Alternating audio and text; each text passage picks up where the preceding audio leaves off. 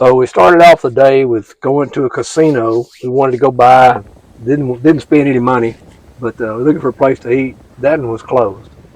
Then we caught this beach again on the way up to Crescent City, and got a little video. Again, we got ocean, rocks, ooh ooh ah. Yes, it looks much like what we've posted before.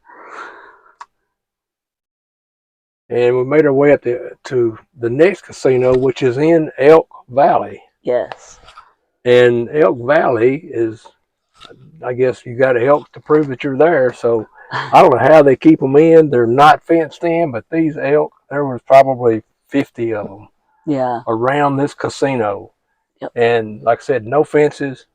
Jen got some pictures of them. They're wild elk. They're wild elk.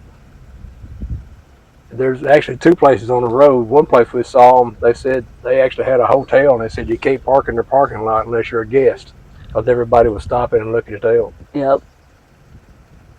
They're pretty cute, pretty sweet. Like I said, we did get into this casino. It was Elk Valley Casino. Yep. This is actually when we were leaving. All these elk were crossing this road that we were trying to go down to get out of the casino. Yeah, they were in the field on the right and went to the field on the left. Yep. And they took their sweet time. As you can see, some of them just stop and look at us. We ended up, the other guy across from them coming towards me, he and I both kind of inched up slowly, and they kind of separated the road and let us go by. There's a butt shot of an elk. That's a great picture.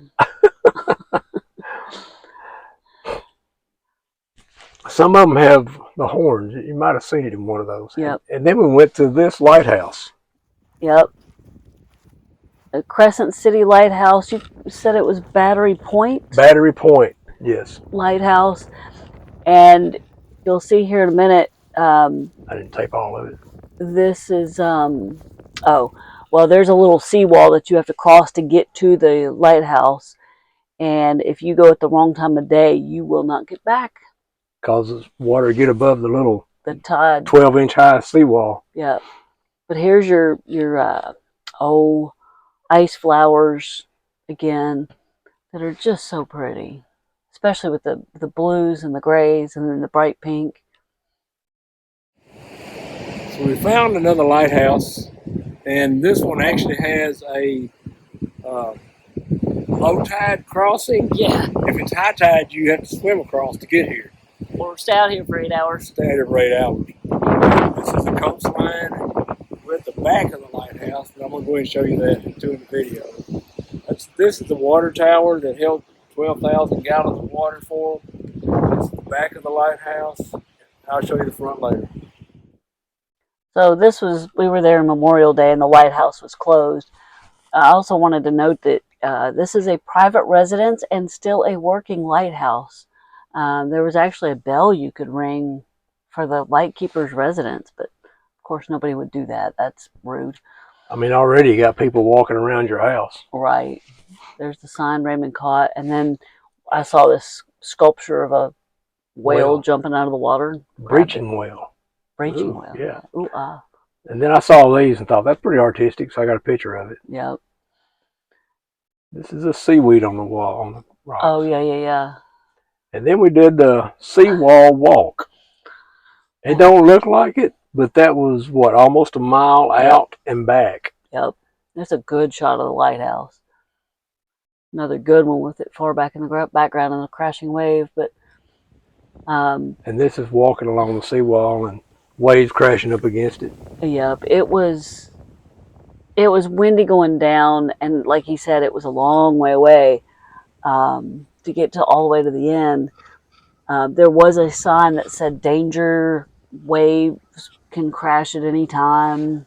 And we heard our next door neighbor at campground said that they actually said there's random waves and they could come and be 20 foot high across that wall and knock you off. Yep. The cable on the ground on the right, we found out, was for Coast Guard rescue, for people that they have to try to rescue people out of the sea if they get washed in. Yep. Now, some of it was broken in sections, so I don't know what caused it to break it. That's a pretty good steel cable.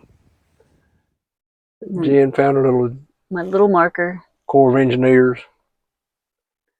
And then these are there to break the waves and protect that wall. Then they had these metal chains and stuff. Yeah, the chains, I'm thinking, they don't need to worry about them floating off to sea. They probably weigh 10 tons each. And this is actually the foghorn. What is that? That's the rocks in the mud. Oh. Then we got lost on trying to find another overlook in the ocean. And she got some good pictures of some flowers here, and it's a pretty good looking beach, but we were totally lost. We were not in the right place. You can see the rock picture we got. And this is the driveway we came up to, which was an Indian ceremonial ground. Right. I found a friend. But we were in the wrong place. We came back to the campground and we found that place is what we were looking for. Yes. And it was a beautiful overlook. We had plenty of rocks, and we took a little video. But this was what we came here for. This is actually a perfect area. Yeah. That right there is it. It's so pretty. Our neighbors next to us had told us about it and gave us directions. And he said, "You go right out of the campground. No. You go left out of the campground." Yeah. Anyway, there's another story there, but it was kind of funny. And then we took a little trail, another trail that we found, and found this. Yep. There's some Queen Anne's lace. If you enjoyed our video, please select the subscribe and the like button below. To get to our next video.